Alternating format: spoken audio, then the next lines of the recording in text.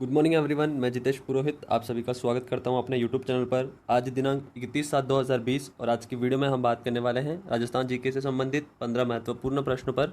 तो पूरा वीडियो को आप ध्यानपूर्वक देखिए और आज की वीडियो की पीडीएफ फाइल आप मेरे व्हाट्सएप ग्रुप तथा टेलीग्राम ग्रुप पर डाउनलोड कर सकते हो। दोनों ग्रुप की लिंक मैंने डिस्क्रिप्शन में डाल दी है, आप वहाँ से उन पर ज्वाइन हो जाइए। और आप सभी के सहयोग से मेरे 120 सब्सक्राइबर कंप्लीट हो चुके हैं। तो आज का हम टारगेट रखते हैं 130 सब्सक्राइबर का। अगर आप लोगों ने इसे अभी तक सब्सक्राइब नहीं किया है तो सब्सक्राइब ज़रूर करें तथा पास बने हुए बेल आइकन को प्रेस कर दें ताकि जब भी वीडियो आए आप लोगों को नोटिफिकेशन मिलता रहे। तो चलिए बात करते हैं पहले प्रश्न पर। सामान्य मृदा का पीएच कितना रहता है? मैंने आप लोगों को मृदा से संबंधित जानकारी पूरी अच्छी तरीके से दे रखी है, जिसमें सामान्य मृदा, क्षारीय मृदा तथा अम्लीय मृदा, यह मृदा के 3 प्रकार होते हैं। इन मृदा के प्रकारों को पीएच के अनुसार बांटा गया है। तो मैंने आप लोगों को बताया था टोटल पीएच होता है 1 से 14 तक, जिसमें 7 पीएच होता है सामान्य मृदा का। तो हम 6.5 से 7.5 तक सामान्य मृदा का पीएच मानते हैं। इस मृदा में अच्छी तरीके से कृषि की जाती है। अगर पीएच मान 6 से कम हो जाए तो कृषि नहीं कर पाएंगे, और पीएच मान 7.5 से अगर अधिक हो जाए तो भी हम कृषि नहीं कर पाएंगे। कभी कभी इनके उपायों से संबंधित भी प्रश्न पूछ लिया जाता है। आगे मैंने रखा है वो प्रश्न, उसका वेट करिए। इस प्रश्न का राइट आंसर हो जाएगा 6.5 से 7.5 तक। आप लोगों को मिट्टी से संबंधित अगर कोई जानकारी लेनी है, जैसे कौन सी मिट्टी राजस्थान के किस भाग में पाई जाती है तथा वहाँ पर किस प्रकार की कृषि की जाती है, तो मैंने इनसे संबंधित एक वीडियो बना रखी है। तो आपको डिस्क्रिप्शन में उस वीडियो की लिंक मिल जाएगी, वहाँ से आप उन्हें एक बार ज़रूर देख लीजिए। बात करते हैं अगले प्रश्न पर। राजस्थान में किन कारणों से मृदा का अपरदन सर्वाधिक होता है? मैंने आप लोगों को ये चीज़ भी अच्छे से समझा रखी है। मृदा की भी समस्या होती है, जिस प्रकार आपकी समस्या है, मेरी समस्या है, उसी प्रकार मिट्टी की भी कुछ समस्या है। तो सारी चीज़ें मैंने आप लोगों को समझा रखी है। मृदा का अपरदन, इसे मृदा की रेंगती हुई मृत्यु कहा जाता है। तथा और क्या क्या मैंने आप लोगों को समझाया है, अगर आपको याद है तो कमेंट करो। उसके साथ साथ मैंने आप लोगों को बताया था राजस्थान में 2 प्रकार की मृदा का अपरदन होता है। टोटल 3 प्रकार के होते हैं, एक वायु, जल और हिम। लेकिन हिम अपरदन यह राजस्थान में कहीं पर भी नहीं होता। तो राजस्थान में सर्वाधिक कौन सा होता है? राजस्थान में सर्वाधिक वायु अपरदन के कारण मिट्टी का अपरदन होता है, ये आपको याद रखना है। जल अपरदन भी है लेकिन कम मात्रा में है, और वायु का मात्रा अधिक है। अब जल कहाँ होता है और वायु से कहाँ अपरदन होता है? तो राजस्थान के पश्चिमी भाग में वायु से अपरदन सर्वाधिक होता है तथा दक्षिणी और पूर्वी भाग में जल से अपरदन होता है। ये सारी चीज़ें आपको प्रश्नों के साथ ही याद रखनी है, क्योंकि इनके लिए हम अलग से टाइम नहीं देने वाले हैं। ये हमें साथ के साथ याद करते चलना है। तथा इनसे संबंधित अगर आपको और कोई भी बात याद आती है तो आप उसे कमेंट बॉक्स में लिखते चलिए। बात करते हैं अगले प्रश्न पर। एरिडोसॉल्ट मृदा किस भाग में पाई जाती है? अब सबसे पहले तो ये समझो, एरिडोसॉल्ट मृदा मतलब कौन सी मृदा? तो मैंने आप लोगों को बताई थी, यह मृदा गंगानगर, हनुमानगढ़, चूरू, झुंझुनू इन जिलों में सर्वाधिक पाई जाती है। तथा यह कौन सी मिट्टी हुई? भूरी कछारी मिट्टी, इसे एरिडोसॉल्ट मिट्टी कहा जाता है। तथा उसके साथ हमने बात की थी इन मिट्टी में कौन सी खेती सर्वाधिक की जाती है। ये सारी चीज़ें उस वीडियो में डिस्कस कर रखी है, तो आप वो वीडियो एक बार ज़रूर देखें। और यह कौन से भाग में पाई जाती है? तो यह अर्ध शुष्क जलवायु वाले भाग में पाई जाती है। ये चीज़ आपको याद रखना है। और यह एरिडोसॉल्ट मृदा, यह नाम किसने दिया? तो यह 1991 में अमेरिकन कृषि विभाग के द्वारा हमारे राजस्थान में मिट्टी के 5 प्रकार बताए गए हैं। 5 प्रकार कौन कौन से? एंटीसॉल तथा एरिडोसॉल्ट, अल्फी सॉल्ट, उसके बाद में इंसेंटी सॉल्ट, उसके बाद में वर्टी सॉल्ट। सारी चीज़ें मैंने आप लोगों को अच्छे से समझा रखी है। तथा अल्फी सॉल्ट से हमें याद रखना है, यह होती है हमारी जलोढ़ मृदा, और जलोढ़ मृदा यह राजस्थान की सबसे उपजाऊ मृदा है। इससे संबंधित भी मैंने आगे एक प्रश्न रखा है आप लोगों के लिए। मिट्टी में लवणीय की समस्या का समाधान बताइए। कई बार एग्जामों में पूछा जा चुका प्रश्न है, इसे कहीं ना कहीं नोट कर लें तथा स्क्रीनशॉट ले लें इस प्रश्न का, क्योंकि आपसे मिट्टी की लवणीयता वाली समस्या पूछी जाती है और इसी के साथ एक क्षारीय वाली समस्या भी पूछ ली जाती है। तो आज यहाँ पर आपके ये दोनों प्रश्न क्लियर कर लीजिए। अगर मिट्टी में नमक की मात्रा अधिक हो जाए, लवण अधिक हो जाए, तो मिट्टी का पीएच कितना होगा? पहले तो मुझे ये बताओ, 7 से कम होगा या 7 से अधिक होगा? उसके बाद अगर 7 से कम होता है तो हम कौन से उपचार करते हैं? अगर 7 से अधिक होता है तो हम कौन सा उपचार करते हैं? ये चीज़ आपको याद रखनी है। और आज मैं आपको ये फ़र्क बता रहा हूँ, आप इसे कहीं ना कहीं नोट कर लें मेरे साथ। अगर मिट्टी का पीएच 7 से कम हो जाए तो मिट्टी हो जाएगी अम्लीय। टॉपिक ही समझा रहा हूँ यहाँ पर 2 मिनट में। और अगर 7 से ज़्यादा हो जाएगा तो मिट्टी की हो जाएगी क्षारीय। ये 2 मिट्टी का आपको याद रखनी है। तथा सामान्य मृदा यह हमारी पीएच 7 के बराबर होता है, 6.5 से 7.5। हमने पहले ही क्वेश्चन में डिस्कस कर लिया था। अगर मिट्टी अम्लीय हो जाए तब हमें कौन से उपचार करने हैं, और यही अगर क्षारीय हो जाए तो हमें कौन से उपचार करने हैं। ये दोनों प्रश्न कई बार एग्जामों में पूछे जा चुके हैं। अगर मिट्टी का पीएच 7 से कम हो जाए मतलब अम्लीय हो जाए तो हम मिट्टी को चूना लगाएंगे तथा जस्ते का चूर्ण का प्रयोग करेंगे। ये दोनों चीज़ें याद कर लीजिए, चूना लगाएंगे, जस्ते का प्रयोग करेंगे। उसके बाद में अगर यही मिट्टी क्षारीय हो जाए तो हम खेतों में जिप्सम का प्रयोग करेंगे, रॉक फास्फोरस का प्रयोग करेंगे। तो ये दोनों चीज़ों का प्रयोग किया जाता है, लेकिन चूने का प्रयोग जब मिट्टी अम्लीय होती है तब किया जाता है। आई थिंक यहाँ से आपका एक टॉपिक क्लियर हो गया होगा। अगर जानकारी अच्छी लगती है तब आप इसे पूरा ज़रूर देखें तथा अपने एक मित्र में शेयर करें, और अंत में एक लाइक करना ना भूलें। बात करते हैं अगले प्रश्न पर। राज्य की अनुपजाऊ मिट्टी कौन सी है? यह बताना है आप लोगों को कि कौन सी मिट्टी में कृषि नहीं की जाती राज्य में। तो काली मिट्टी कृषि बिल्कुल की जाती है। क्या उगाया जाता है? कपास उगाया जाता है। और कहाँ पर सर्वाधिक पाई जाती है? कमेंट करके बताओ। भूरी मिट्टी, इसमें भी खेती की जाती है। बताओ भूरी मिट्टी में क्या उगाया जाता है? मैंने आप लोगों को बताया था। बताओ बताओ भूरी मिट्टी में क्या उगाया जाता है? भूरी मिट्टी में ज्वार, मोठ, बाजरा ये फसलें उगाई जाती है। मैंने पिछली वीडियो में एक प्रश्न भी पूछा था आप लोगों से। वो प्रश्न शेरशाह सूरी से संबंध था। उन्होंने एक युद्ध में कहा था कि मैं मुट्ठी भर बाजरे के लिए हिंदुस्तान की शहादत को देता। अगर आप चाहो तो उस युद्ध का नाम बता सकते हो। तथा वह युद्ध मालदेव राठौड़ के साथ लड़ा गया था। आप चाहो तो उस युद्ध का नाम और सन दोनों बातें बता सकते हो। तथा पर्वतीय मृदा में भी कृषि की जाती है। राजस्थान में पर्वतों में कृषि की जाती है। उस कृषि को वालरा कृषि कहते हैं। और वालरा कृषि के भी 2 प्रकार होते हैं। एक प्रकार होता है दजिया कृषि तथा एक होता है चिमाता कृषि। अब दजिया कृषि किसे कहते हैं? कमेंट करके बताओ। तथा चिमाता कृषि किसे कहते हैं? कमेंट करके बताओ। और यह लवणीय मृदा, यहाँ पर कृषि नहीं की जाती। बहुत ही कम मात्रा में यहाँ कृषि होती है। अगर कृषि करनी भी पड़ती है तो उसके लिए खर्चा बहुत आता है। ब्लैक कॉटन मिट्टी कहलाती है। आज लगभग प्रश्न मिट्टियों से संबंधित ही रखे गए थे, क्योंकि लास्ट में मैंने यही टॉपिक आप लोगों को अच्छे से पढ़ाया है। तो यह हम काली, मटिया, दोमट मिट्टी को कहेंगे। ब्लैक है तो ब्लैक मतलब क्या होता है? काला। इस तरीके से आप याद रखने ना। लाल मिट्टी कहाँ पर पाई जाती है? आप लोगों से प्रश्न पूछा गया है। तथा जलोढ़ मिट्टी यह उपजाऊ है। और इसमें कौन कौन सी प्रकार की फसलें उगाई जाती है बताओ मुझे। मैंने बहुत अच्छे से आपको ड्राइंग के माध्यम से समझा रखा है सारी चीज़ें। जलोढ़ मृदा में हम गेहूँ, सोयाबीन इस प्रकार की फसलें उगाई जाती हैं। तथा इसमें कौन सा तत्व सर्वाधिक पाया जाता है? तो जलोढ़ मृदा में नाइट्रोजन और उसके साथ साथ फॉस्फोरस, ये 2 चीज़ें सर्वाधिक पाई जाती है। तथा काली मिट्टी कपास की खेती के लिए जानी जाती है। उसके साथ साथ और कौन कौन से उगाए जाते हैं इसमें? संतरा, धनिया, गेहूँ ये सारे भी इसमें उगाए जाते हैं। और ये कहाँ पर सर्वाधिक पाई जाती है?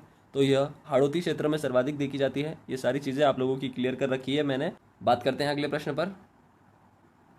राज्य में लाल दोमट मिट्टी पाई जाती है। अब ये सारे प्रश्न मैंने आप लोगों को एक ड्राइंग के माध्यम से समझाए थे कि कौन से क्षेत्र में किस प्रकार की मिट्टी पाई जाती है तथा हमें उसको कैसे याद रखना है। बहुत ही अच्छे से ड्राइंग बना के दी थी। अगर आप लोगों ने वो वीडियो नहीं देखे हैं तो वीडियो देखिए तथा व्हाट्सएप ग्रुप ज्वाइन कर लीजिए। उसमें मैंने उसके PDF फाइल भी डाल रखे हैं आप लोगों के लिए, तब आपको वहाँ से पढ़ने में और ज़्यादा आसानी होगी। तो लाल मिट्टी यह हमारे राजस्थान के डूंगरपुर भाग्यों में सर्वाधिक पाई जाती है। डूंगरपुर, बांसवाड़ा भी लिख लो साथ में। और कभी कभी बांसवाड़ा ना देकर उदयपुर और डूंगरपुर दे दिया जाता है। तो ये 2-3 चीज़ें हैं, थोड़ी सी ध्यान रख लो। सीकर में कौन सी मिट्टी पाई जाती है? तथा सीकर से संबंधित तो बहुत सारे प्रश्न मैंने आप लोगों से पूछ रखे हैं। नदियाँ भी मैंने यहाँ से बहुत सारी जोड़ रखी है। तथा सीकर में मुझे आप बता सकते हो कौन सा मंदिर बना हुआ है सीकर में। तथा झुंझुनू से मैंने आप लोगों को हवेलियाँ बता रखी है। और मैं आज झुंझुनू से संबंधित यहाँ पर कौन कौन सी हवेलियाँ हैं इसकी नोट्स व्हाट्सएप ग्रुप में डाल दूंगा। तो अगर आप लोगों ने ऐड नहीं किया है तो आप ऐड ज़रूर कर लीजिए। तथा जयपुर से संबंधित, तो जयपुर के बारे में तो जितना कहा जाए उतना कम है। लेकिन आप मुझे बताओ जयपुर नगर की स्थापना कब व किसने की? और भारत का पहला व एकमात्र वास्तु नियोजित नगर कौन सा है? कमेंट करके बताओ सारी चीज़ें। बात करते हैं अगले प्रश्न पर। जल में किसकी मात्रा अधिक होने से मिट्टी क्षारीय हो जाती है? वो आ गया वही प्रश्न, बहुत बार पूछा जा चुका है प्रश्न।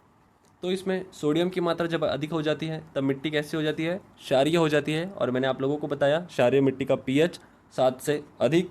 तथा उसके बाद यहाँ पर कौन कौन से प्रयोग किए जाते हैं, जिप्सम का प्रयोग किया जाता है तथा रॉक फास्फोरस का प्रयोग किया जाता है और फिर यहाँ पर कृषि की जाती है। तथा जिप्सम में मुझे आप बता सकते हो राजस्थान में जिप्सम कहाँ से उत्पादन होता है, तथा उसके साथ साथ सोडियम का भी आप अगर फॉर्मूला आप लोगों को पता है तो आप कमेंट करके बताइए। बात करते हैं अगले प्रश्न पर। चंबल और माही के क्षेत्र में पाई जाने वाली मिट्टी कौन सी है। अब आप लोगों को बताना है चंबल तथा माही में पाई जाने वाली मिट्टी। तो माही नदी राजस्थान के दक्षिण 2 जिले याद रखना है, उद्गम स्थान कहाँ से तथा यह किधर जाती है ये भी आप लोगों को याद रखना है। और कर्क रेखा को 2 बार काटती है ये नदी, ये चीज़ आपको याद रखनी है। तथा इस नदी पर 3 बांध बने हुए हैं, जिसमें से राजस्थान में कितने हैं और गुजरात में कितने हैं। इस प्रकार से आप चीज़ों को याद रखो, क्योंकि चंबल नदी से संबंधित ऐसे ही प्रश्न पूछे जाते हैं कि चंबल नदी में कितने बांध बने हुए हैं। 4 बांध, जिसमें से 3 तो राजस्थान में हैं और 1 बांध एमपी में बना हुआ है। तो तीनों बांध के नाम आप लोगों को याद होने चाहिए। और एमपी वाला बांध कौन सा है ये भी आपको याद होना चाहिए। तथा चंबल नदी से तो उनके क्रम भी पूछ लिए जाते हैं, माही नदी से इतना नहीं पूछा जाता, लेकिन आप इस प्रकार से भी इसको याद रखिए। 3 बांध बने हुए हैं तथा यहाँ पर परियोजना भी चलती है, जिसमें से एक परियोजना मध्य प्रदेश के साथ चलती है और एक परियोजना चलती है गुजरात के साथ। ये 2 चीज़ें आपको याद रखनी है। तथा और भी बहुत सारी जानकारी मैंने माही नदी से संबंधित इसकी जब वीडियो बनाई थी तब उसमें दे रखी है, और उस वीडियो की लिंक आपको डिस्क्रिप्शन में मिल जाएगा। इवन पूरा प्लेलिस्ट आपको मिल जाएगा, वहाँ से आपको जो भी वीडियो देखनी है आप लोग देख सकते हो। तो चंबल नदी वाला जो हमारा प्रश्न है इसका राइट आंसर हो जाएगा काली मटियार दोमट मिट्टी। और राजस्थान के दक्षिण में काली मिट्टी ही पाई जाती है, और चंबल का भी जो भाग है इसके आसपास भी काली मिट्टी सर्वाधिक पाई जाती है। और अगर राजस्थान में जल अपर्दन किसी नदी के कारण सर्वाधिक होता है तो यह चंबल नदी के कारण ही सर्वाधिक होता है। अगर आप लोगों से वो जिला पूछा जाए तब हम लगाएंगे कोटा जिला, यहाँ पर सर्वाधिक जल अपर्दन होता है इस नदी के कारण। बात करते हैं अगले प्रश्न पर। जलोढ़ मिट्टी राजस्थान के किस भाग में पाई जाती है। तो आप सभी को याद रखना है राजस्थान में सर्वाधिक कृषि का उत्पादन कहाँ से होता है, तो यह पूर्वी भाग से होता है, इसीलिए जलोढ़ मिट्टी भी पूर्वी भाग में पाई जाएगी। पश्चिम में कौन सी मिट्टी पाई जाती है, रेतीली मिट्टी पाई जाती है पश्चिम में। तथा उत्तर में कौन सी मिट्टी पाई जाती है, उत्तर में मैंने आप लोगों को बताया था भूरी, कछारी। और दक्षिण में हमने अभी बात की काली मिट्टी, चंबल नदी, माही नदी। तथा उसके साथ साथ यहाँ पर 56 का मैदान है। तथा और कौन कौन सी चीज़ें हैं वहाँ पर बताओ मुझे। तथा दक्षिण से संबंधित दक्षिण में कौन कौन से राज्यों की सीमा लगती है कमेंट करके बताओ। तथा कर्क रेखा भी दक्षिण से गुजरती है। और दक्षिण का कोण कितना बनता है बताना, तो 30-12 बनता है या 23-30 बनता है। कमेंट करके बताओ अपना कि यहाँ पे कौन कौन सा बनता है। और राजस्थान का सबसे दक्षिणी जिला कौन सा है, गांव का नाम बता है तो गांव का नाम भी कमेंट करके बताओ। और पूर्व, पश्चिम और उत्तर के भी बता सकते हो, जैसे कोणा, कटरा और धौलपुर का कौन सा है कमेंट करके बताओ। बांसवाड़ा का कौन सा है कमेंट करके बताओ। बात करते हैं अगले प्रश्न पर। कर्नल जेम्स टॉड ने किसे राठौड़ों का यूलिसेस कहा। बहुत ही इंपॉर्टेंट क्वेश्चन है, कई बार पूछा जा चुका है। तो राव चंद्रसेन बिल्कुल नहीं। राव चंद्रसेन ने अकबर की अधीनता कब स्वीकार की थी कमेंट करके बताओ। सन का नाम बताओ मुझे। तो कभी भी अगर आपको ये प्रश्न पूछा जाए तो आपको एक बात याद रखनी है, राव चंद्रसेन और महाराणा प्रताप यही राजस्थान के 2 ऐसे शासक हुए जिन्होंने अकबर की अधीनता कभी स्वीकार नहीं की। राव चंद्रसेन ने तो अपना पूरा जीवन जंगलों में बिता दिया, लेकिन अकबर की अधीनता स्वीकार नहीं की। जंगलों में इन्होंने अपना जीवन बिताया, इसीलिए प्रश्न पूछा जाता है कि राजस्थान का वह कौन सा शासक था जिसने अपना जीवन महलों के बजाय जंगलों में व्यतीत किया। तब हम आंसर लगाते हैं राव चंद्रसेन। राव चंद्रसेन को भी मैं आप लोगों को समझा दूंगा किसी दिन, क्योंकि इनके ही काल में 1570 में नागौर दरबार लगाया गया। और ये दरबार कहाँ लगाया गया, नागौर में, शुक्र तालाब के किनारे। ये सारी चीज़ें आपको याद रखनी है। और राव चंद्रसेन से आपको याद रखना है पाली में इनकी मृत्यु हुई थी। बता सकते हो मुझे वो गाँव का नाम क्या है। इन्होंने सिवाना के दुर्ग में भी शरण ली थी, और सिवाना दुर्ग किसकी शरण स्थली माना जाता है। तथा पृथ्वीराज राठौड़ ये सही आंसर हो जाएगा इसका। यूलिसेस, राठौड़ों का यूलिसेस कमेंट करके बताओ अपना आंसर। पृथ्वीराज राठौड़, इसका संबंध तो बीकानेर रियासत से है। बीकानेर यह किसका बेटा था, कल्याणमल। कल्याणमल के 2 बेटे हुए, एक का नाम राय सिंह तथा दूसरे का नाम पृथ्वीराज राठौड़। पृथ्वीराज राठौड़ को अकबर का दरबारी कवि था। इसने कौन सा ग्रंथ लिखा था कमेंट करके बता सकते हो। तो इसके ग्रंथ का नाम बताओ। तथा इसे गागरोण का दुर्ग भेंट किया था अकबर ने। क्यों भेंट किया था, क्योंकि इसने जो ग्रंथ लिखा था उस ग्रंथ के कारण इसे वह दुर्ग भेंट में मिलता है तथा यह अकबर का दरबारी था। और भी बहुत सारी चीज़ें हैं, जैसे इन्हें एलपी टेस्टिटोरी ने भी कुछ कहा है। बता सकते हो क्या कहा था, कौन सा हेरोस कहा था इन्हें? राणा प्रताप के बारे में अगर बातें करें तो हमें 1 घंटा भी कम लगेगा, तो ये चीज़ें मैं आप लोगों को कभी समझा दूंगा। बस 2-3 चीज़ें याद कर लो, जन्म कहाँ हुआ तथा उसके बाद इनके जन्म का सन कई बार पूछा जा चुका है। जैसे 1540 में जन्म हुआ तथा इनकी मृत्यु कब होती है, 1597 में। ये सारी चीज़ें आपको याद रखनी है, डेट के साथ भी आप याद रख सकते हो। तथा इनका 2 बार राज्याभिषेक हुआ है, सारी चीज़ें याद कर सकते हो। तथा उसके बाद इनके युद्ध भी आप लोगों को याद करने हैं। सबसे फेमस तो हल्दी घाटी का युद्ध है, फिर उसके बाद दिवेर का युद्ध है। तो हल्दी घाटी से संबंधित तो बहुत बड़ी जानकारी है, पूरा एक लेक्चर बनता है इससे संबंधित, तो मैं आपको वो कभी अगली क्लासों में प्रोवाइड करवा दूंगा। और इस प्रश्न का राइट आंसर हो जाएगा दुर्गादास राठौड़। दुर्गादास राठौड़ किसका बेटा था? कमेंट करके बता सकते हो इनके पिताजी का नाम। चलो, आसकरण राठौड़ का यह बेटा था तथा उनके साथ साथ आसकरण राठौड़ यह किसके दरबारी सरदार थे? तो यह जसवंत सिंह के दरबार में था। और जसवंत सिंह का एक दरबारी आपको नाम याद रखना है, महणोत नेणसी। उन्होंने भी 2 ग्रंथ लिखे हैं, ग्रंथ आपको याद रखने हैं। तथा उन्हें कहा जाता है राजपुताने का अबू फजल। ये सारी चीज़ें आपको याद रखनी है, क्योंकि जब तक आपको ये चीज़ें याद नहीं होगी तब तक थोड़ा सा हार्ड लगेगा, बट आप कहीं इन्हें पढ़ लोगे एक बार तो फिर चीज़ें याद करने में मुश्किल नहीं होगी। बात करते हैं अगले प्रश्न पर। ये प्रश्न मैंने आप लोगों के लिए रखा है। तो आप लोगों के लिए एक प्रश्न होता है, क्यों दिया जाता है प्रश्न? ताकि जो आपके पास नोट्स बने हुए हैं उनमें इनसे संबंधित कोई जानकारी है या नहीं है।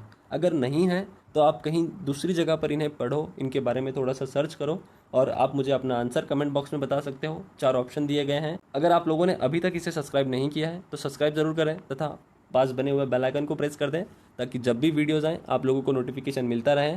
और आज का हमारा टारगेट है 130 सब्सक्राइबर का, तो इसे जितना हो सके उतना शेयर करते रहिए।